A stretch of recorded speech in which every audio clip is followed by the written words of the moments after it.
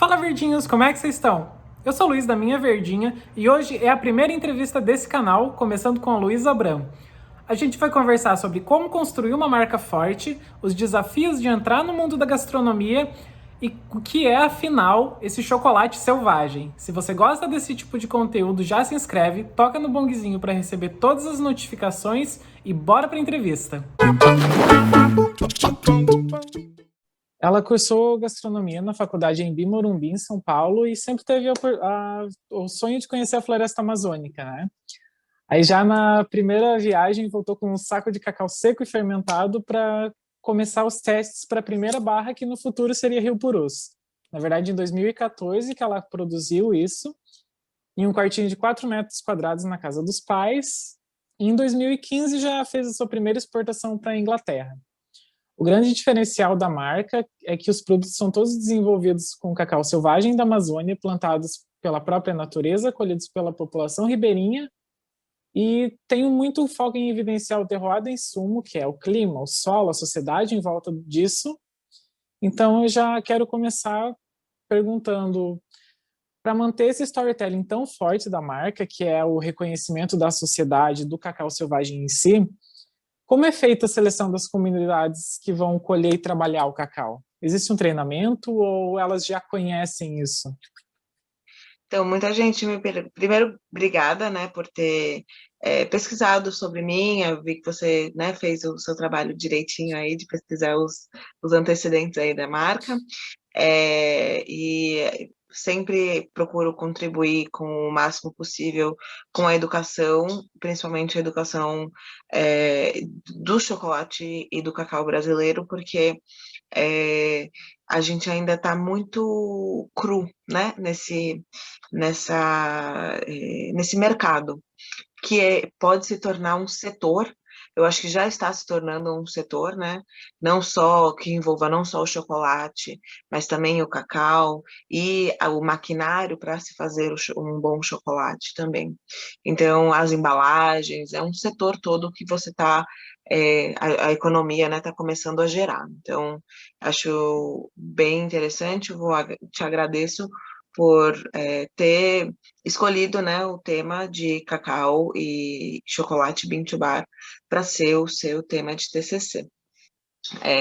Sei que tem muita coisa aí que é apelativo, né, na hora que a gente está fazendo, porque eu também já tive na tua pele, então eu também já fiquei meio assim. Então, uma pergunta que eu iria te fazer depois é por que o chocolate? Mas deixa eu responder o que você me perguntou e aí tu responde. Foi o seguinte, né? O storytelling, na verdade, da marca, ele foi acontecendo de maneira muito natural. Tem um livro que, se você, eu recomendo muito esse livro para todos os meus alunos quando eu dou aula, que chama-se é, Word of Mouth. Em português, ele se chama, né? O livro chama-se Contágio. Acabei de ver aqui na internet, chama-se Uhum. Contágio e é do Jonah Berger, Uhum. Berger. E esse livro é muito bom, ó. É um livro pequenininho, dica de empreendedor agora, tá? É um livro Sim. pequenininho, meu, R$ 50, ele tá na tua casa, ou se você tiver um Kindle, ele tá no Kindle também, e tá bem baratinho no Kindle, acho que tá uns R$ 12, se não me engano, e vale muito a pena, porque ele te ensina, assim, é uma receitinha de bolo de como você, tipo assim, você tem a tua marca, eu quero fazer isso, mas ali ele vai te dizer exatamente a receitinha de bolo que você tem para você encontrar os aspectos na sua marca que você precisa realmente vocalizar e falar para alguém. Enfim, desse livro surgiu como se dizendo que o mais importante para você quando você vai criar uma marca é você criar a história dela, e a história dela seja apelativa o bastante para que a outra pessoa tenha vontade de contar a sua história, né? Então, a maior parte da minha jornada com a marca de chocolates, ela foi feita através do boca a boca, né? Que é hoje em dia a propaganda mais assim mais eficiente que você pode ter é o boca a boca. né? Desde a pessoa que, puxa, você me indica alguém para trabalhar junto comigo? Né? Você fez a propaganda da outra pessoa. Ou você falar, puxa, aquele restaurante é muito bom, tem aquilo outro. Quando sai da boca de alguém, você tem um pouco mais de credibilidade. Você consegue passar um pouco do emotivo, né, para a outra pessoa. E esse livro, ele foi meio que um guia, assim, para eu procurar um pouco da história da minha marca, o que eu queria passar para os meus clientes, né? E as comunidades, na verdade, eu não escolho ninguém, elas que me escolhem. Quando eu chego num determinado local, eu não sei se vai dar certo ou não, e eu também muito menos sei que tipo de chocolate, que sabores de chocolate eu vou ter como resultado daquele cacau. Mas uma coisa é fundamental e é comum em todas as origens, né, que a gente já foi, que são 5 origens. A gente se refere, né, aos lugares como origens. E foi a força de vontade das pessoas de aprender o novo e de querer valorizar o produto deles. Então, essa foi a mais, assim, as coisas que mais chamam, né, para eu trabalhar junto com uma comunidade a força de vontade, ter alguém que é aliado, não é nem assim a comunicação, puxa, às vezes a comunicação é bem difícil com a pessoa, mas se a pessoa tem a força de vontade e ela, assim, aplica tudo aquilo que a gente está conversando, que a gente estava falando, isso aqui vai dar certo, tal, porque tem muita gente, principalmente, né, os ribeirinhos, eles são muito é um patriarcado muito forte. Então, quando vem de uma menina que na época tinha 22 anos de idade, que né, estava com blusa UV de manga comprida na Amazônia, que ninguém usa isso. Então, eles ficam um pouco desconfiados, né? E requer muita confiança, né? De uma relação de confiança, uma relação de parceria que não é construída do dia para a noite, é construída ao longo de anos, né? Então, é basicamente isso. O storytelling, hoje em dia, ele é muito mais fácil para mim, porque a gente já não faz as coisas pensando no como falar, né? A gente procura realmente pessoas que estejam com força de vontade de aprender o novo, e de melhorar o produto e a realidade que eles vivem. É basicamente isso. Sim, sobre a escolha do porquê o cacau, é que na verdade o nosso trabalho, o TCC é feito em grupo, é o TCS. São 4 pessoas que estão no meu grupo, elas não podem estar aqui por causa do horário, né? Uhum. E a primeira opção foram os produtos da Amazônia, né? O consenso do grupo. Mas como preciso elaborar um cardápio baseado em algum ingrediente, eu sugeri o cacau, que sempre foi a minha paixão. Assim como você diz, eu acredito que o cacau é muito pouco explorado, né? Não só na gama do que se pode fazer com ele de bebida, do próprio chocolate, de comida, tanto salgados quanto doces, como uma planta mesmo, como um alimento, e também o chocolate, né? Eu acho que para a grande população, o chocolate é um doce genérico, né? Não existe uma É, degustação, não existe o café especial, não se aplica o chocolate normalmente, né? o Aí eu, café, o vinho, sim, que aí, acompanha, né? Uma das coisas que tem na gastronomia, não sei, pelo menos aí, mas na minha faculdade, o que eu senti foi que a gente a educação da gastronomia ela é muito voltada para a cozinha, ela é muito voltada para o restaurante, ela é muito voltada para o serviço e no salão, né? E ela não te dá a liberdade ou, né? Fala-se muito pouco sobre você criar realmente um produto e ter um produto na gôndola de supermercados, ter um produto, ter uma marca, né? Ter um produto para vender para os próprios restaurantes, que isso aí é a indústria. A faculdade ela não fala sobre o potencial que você tem com um curso de gastronomia, de fazer parte da indústria do Brasil. Então, acho que é interessante mesmo. Aqui é ao contrário disso, a gente tem uma carga horária bem pesada na parte de gestão empresarial na cozinha, né? Só que é algo que está caminhando em passos lentos, não é algo voltado à cozinha, voltado a empresas, que aí Uhum. se aplica num contexto de cozinha também, né?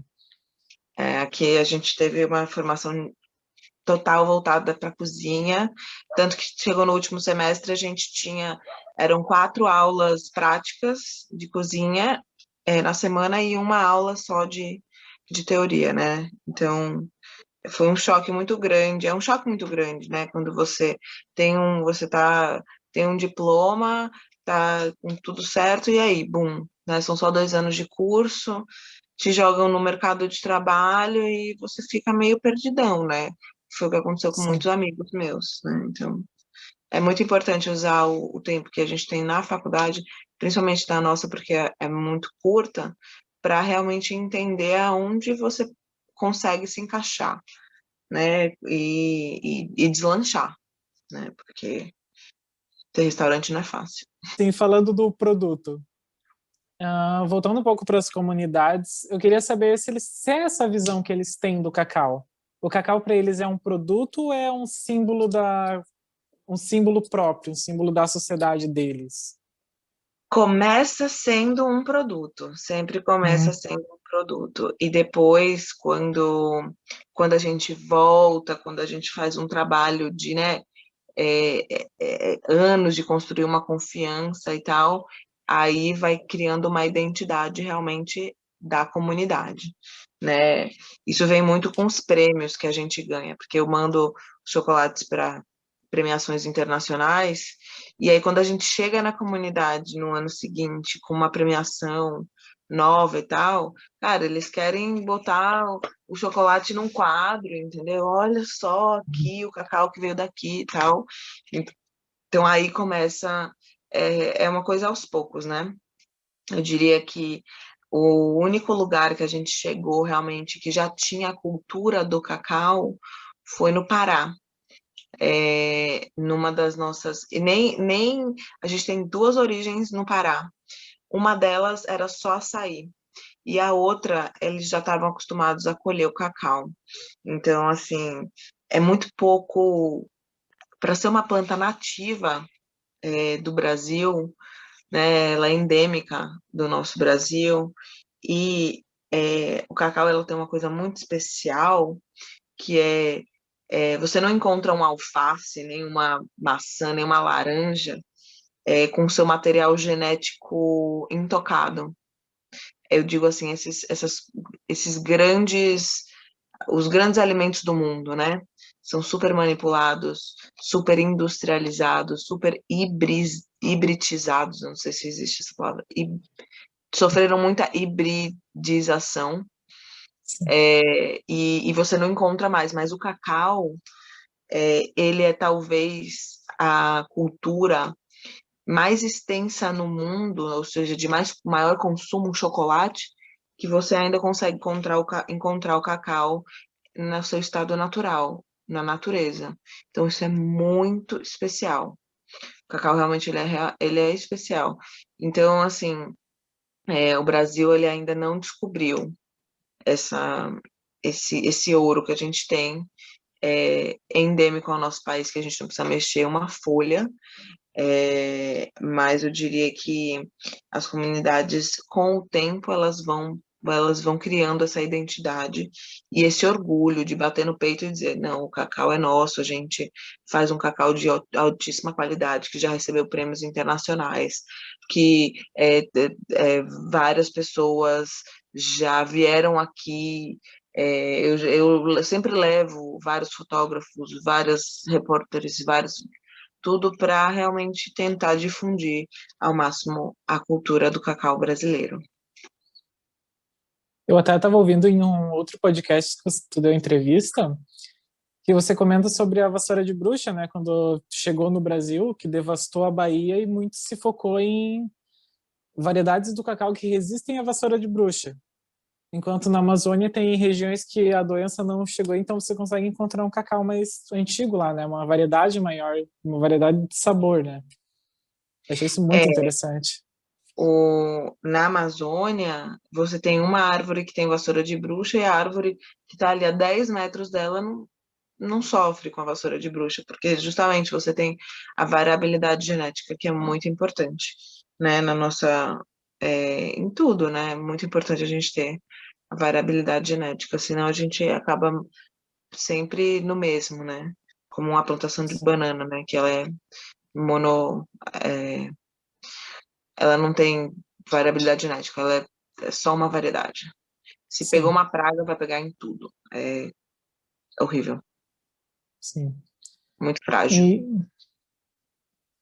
então, seguindo esse foco da variabilidade genética, nessa mesma entrevista que eu ouvi, tu disse que como o chocolatier não cria sabores, apenas tira, né? Na questão da acidez do cacau, todas essas questões. Só para fazer sentido isso, quando você está cozinhando, a Luísa, em uma outra entrevista, defende que você está retirando sabor. Você está retirando os sabores que não quer. Na fabricação do chocolate, tem um cheiro muito forte de vinagre, que vem da fermentação do cacau. Só que como você trabalha essa massa, o vinagre acaba evaporando e não vai estar na tua massa final de cacau. É isso. E também que o produto só é bom, o produto final é bom se ele é bom na origem. Então, eu queria saber como o terroir é importante para o chocolate. Você consegue, por exemplo, seguir a mesma receita com duas variedades diferentes e ter um resultado realmente diferente, apreciável? Completamente diferente, né? Uhum. Completamente. É, o sabor, ele é a combinação de três fatores: do terroir, da fermentação e da genética. Se você mexe nesse sabor, em um desse triângulo aí, ele vai dar uma combinação diferente no sabor do seu chocolate. E eu falo assim, de safra para safra, também, às vezes, teve uma safra que a pessoa que estava fermentando era um pouco mais experiente, fermentou melhor do que na safra seguinte ou na safra anterior, porque também é um aprendizado, né? Você não. É a mesma coisa de você andar de bicicleta. Na primeira vez você fica meio assim, né? Aí nas outras vezes você vai. Aí, até você, pegar a bicicleta e nem pensar no equilíbrio que você tem que ter em nada daquilo. Então, também é um aprendizado para quem está lá fazendo a fermentação, né? Todos os dias acompanhando. E então, assim, tem muita diferença de terroir entre cada região e entre cada safra. É que nem um vinho, tem bastante diferença. E a variabilidade genética, ela é um dos fatores, né? Por exemplo, se eu tenho a mesma variedade e eu submeto ela ao clima amazônico e eu submeto a mesma variedade ao clima da Bahia, faço o mesmo protocolo de fermentação. É o mesmo protocolo de fermentação, a mesma variabilidade genética, só que o terroir é diferente, ele vai sair com sabores diferentes. Isso é muito legal, isso ainda ninguém fez aqui no Brasil. Eu digo assim, esses estudos realmente que comprovam, por exemplo, o que tem mais influência sobre o sabor? É o terroir ou é a genética? Ou é a fermentação? A gente sabe que os três influenciam, mas quem influencia mais? Qual o papel de cada um? Isso aí a gente ainda não sabe, ainda está muito cru, né? Sim. Então, é interessante, ao mesmo tempo que também deixa muita margem, né? O Brasil é o maior país na faixa tropical do globo, ou seja, nós somos o território onde temos mais chances de ter sabores e terroirs e genéticas diferentes para o nosso chocolate. Então, acho que é bem interessante. Não, eu não poderia ter pedido para estar num país melhor, assim, em termos Sim. de terroir e de variabilidade genética, com certeza. Uhum.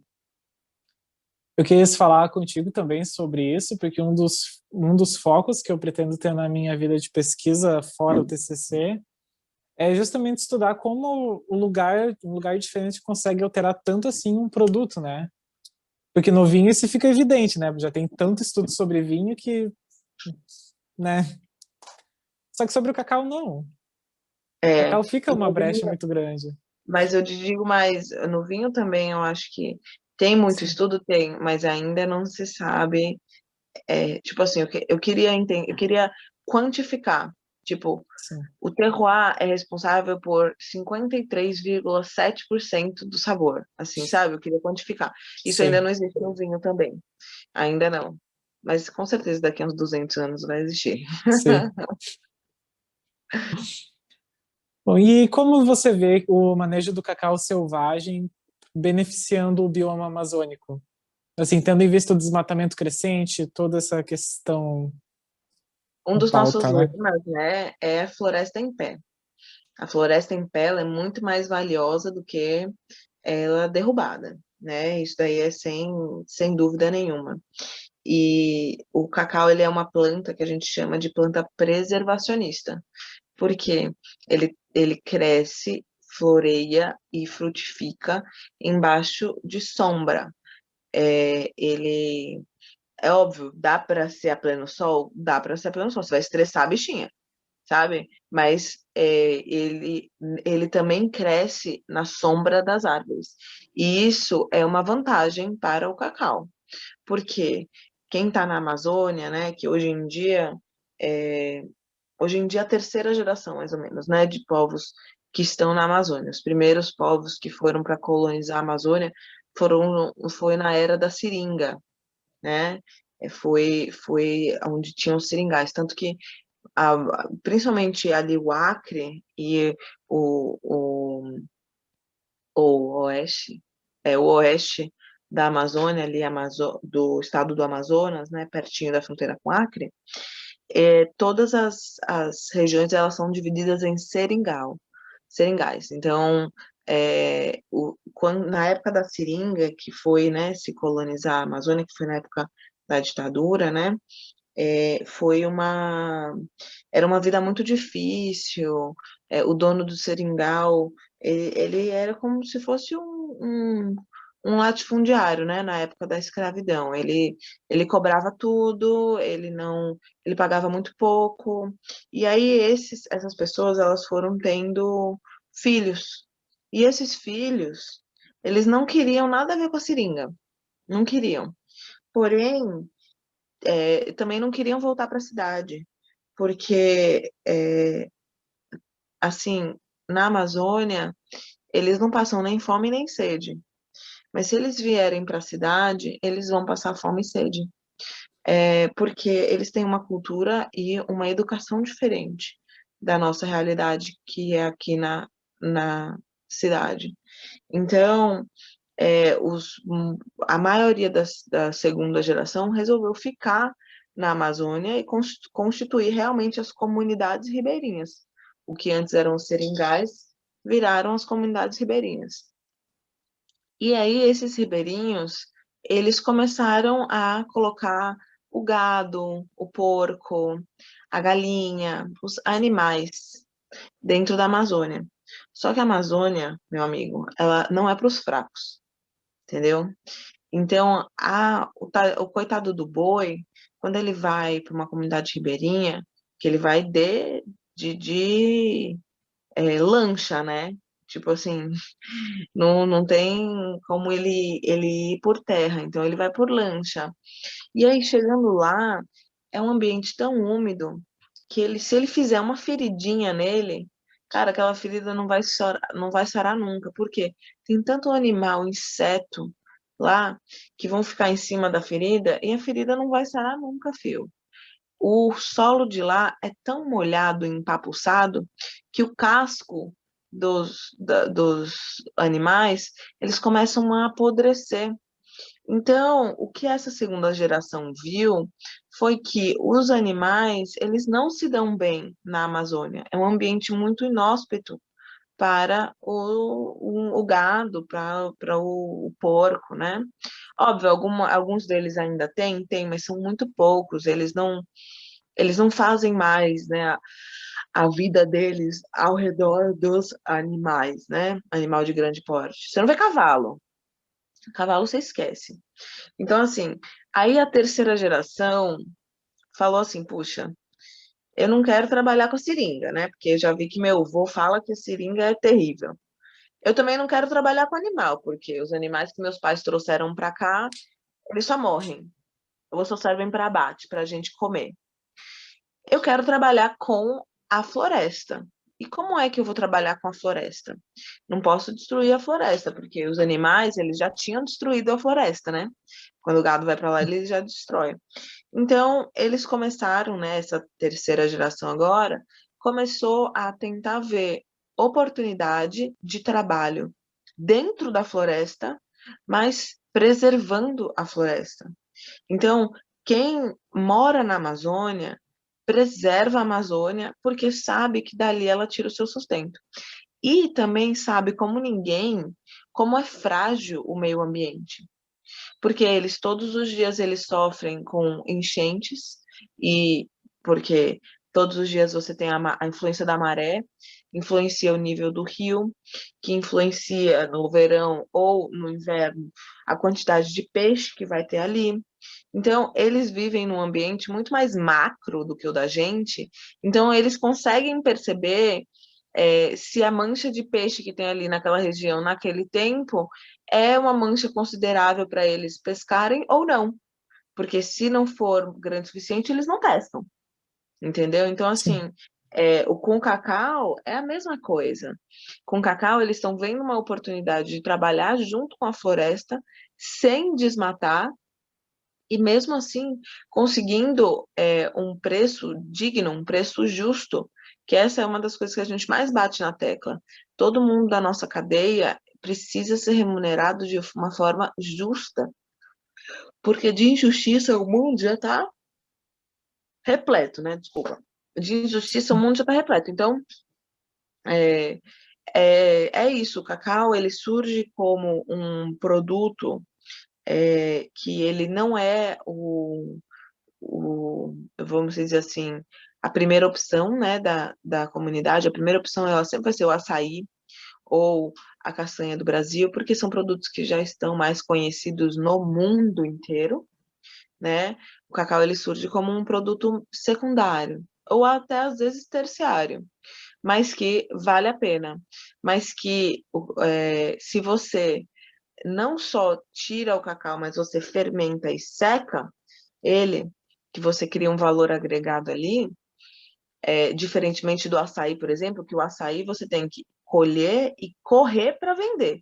Porque se você não vende ali, naquela hora, naquele preço que o cara tá te esguelando, você não.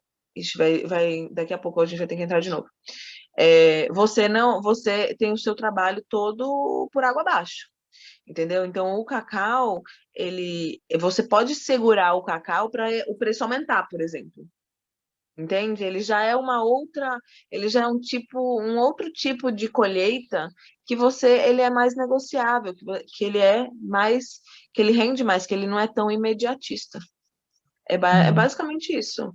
Eu tento convencer, né, as pessoas quando a gente vai para lá, eu tento convencer elas justamente disso, de que o cacau ele é uma boa fonte porque você não está sujeito àquele preço naquela hora, o cara te esgoelando, tipo, o açaí você não pode guardar do dia para a noite. Não pode, ele vai apodrecer, né? Uhum. Você tem que pasteurizar ele em 24 horas. Se você não fizer isso, todo o seu trabalho que você passou e você subiu até para pegar os cachos de açaí, depois debulhou o açaí e depois gastou a tua gasolina para ir até o ver o peso para vender, vai ser por água abaixo, entendeu? Então, quando o cara que vai comprar o açaí, ele já tem meio que. Ele vai me vender mesmo, porque já está tirado do pé, né? Sim. Enquanto o cacau, não. O cacau eu falo, ó, eu consigo te dar esse preço. Ele tem um poder de barganha maior. Eu dou um pouco de mais independência para o ribeirinho, né? Para ele poder barganhar um pouquinho mais. A minha última pergunta é: o que é cacau para você? Cacau Para é fechar. vida.